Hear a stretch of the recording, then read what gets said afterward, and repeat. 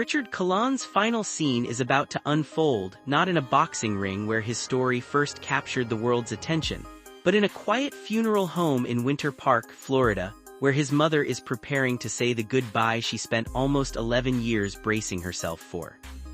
To understand the weight of what's coming this week, you have to go back more than a decade, to October 17, 2015, inside the Eagle Bank Arena in Fairfax, Virginia, when a fearless undefeated super welterweight named Prichard Colón, born in Maitland, Florida, stepped into the ring against Terrell Williams with a record of 16 wins and 0 losses, 13 of those coming by knockout.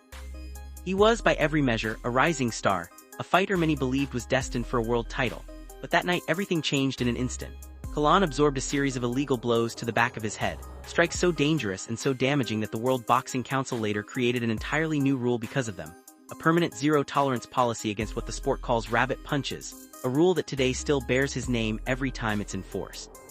What followed that fight was catastrophic. Colón suffered a severe brain injury, and according to his official obituary, he fell into a coma that lasted 7 months, emerging afterward unable to walk and unable to speak the way he once had. What most people didn't fully grasp at the time was that this wasn't going to be a short recovery story with a hopeful ending months later. It was going to become an 11-year fight, one fought almost entirely behind closed doors, led by a single person who never stopped showing up, his mother, Nieves Meléndez. For nearly 11 years, Nieves rearranged her entire life around her son's care, documenting his slow, painstaking progress through social media, sharing glimpses of therapy sessions, small victories, and quiet family moments that gave the public a rare window into what it truly means to fight for someone you love without knowing how the story will end. And then, on August 13th, that 11-year fight reached its final chapter.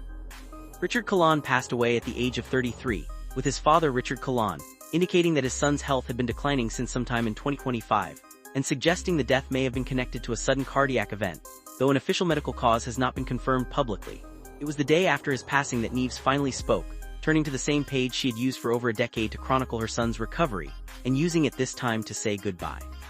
She thanked everyone who had reached out with calls and messages, explaining that the weight of the moment made it impossible to respond to each person individually, but that she wanted the world to know how deeply grateful she was for the love, respect, and support shown to her son and her family throughout his life. In words that have since been shared and repeated across countless tributes, she told her followers that her son now rests with God, a simple sentence that somehow captured more powerfully than any headline could, the full weight of an 11-year battle finally coming to an end. In the days that followed, Nieves shared further details about what would come next, revealing that the family had made the decision to open the funeral services to the public, inviting anyone who had loved, supported, or cared for Prichard throughout his life to join them for one final goodbye. She described wanting to come together as a community to honor his life and celebrate his memory, thanking everyone who had offered the family love, prayers, and compassion throughout an incredibly difficult chapter. Now the final scene is set. A public viewing is scheduled to begin Tuesday, August 18th, running from 4:30 in the afternoon until 8 that evening, at newcomer cremations, funerals, and receptions in the Winter Park Chapel, giving fans, former colleagues, and members of the public the chance to pay their respects in person one last time. The following morning, Wednesday, August 19th, a funeral service is planned for 11 o'clock to be held at the same location, before Colón is laid to rest that afternoon at Glen Haven Memorial Park, in the very city where his mother lives and where she cared for him for almost 11 years.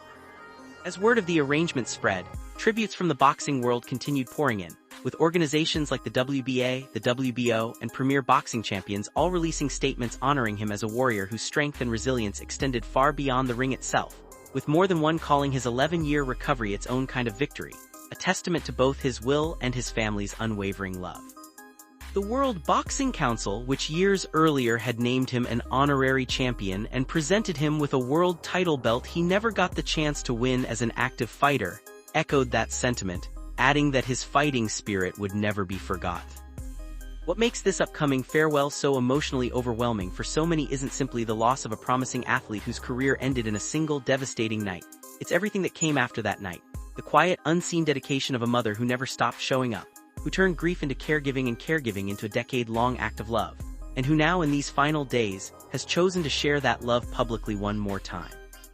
As the public prepares to gather this week in Winter Park, the story being told is no longer only about what happened in a boxing ring back in 2015, It's about the 11 years that followed, the therapy sessions, the small triumphs, the unwavering presence of a mother beside her son, and finally, the deeply personal words she chose to leave the world with once he was gone. In the end, when the doors of that funeral chapel open and close this week, and when Prichard Colón is laid to rest beside the memories his mother spent over a decade protecting, it won't be a boxing record or a single fight that people remember most. It will be her voice, simple and grief-stricken, telling the world that after everything, her son was finally at peace.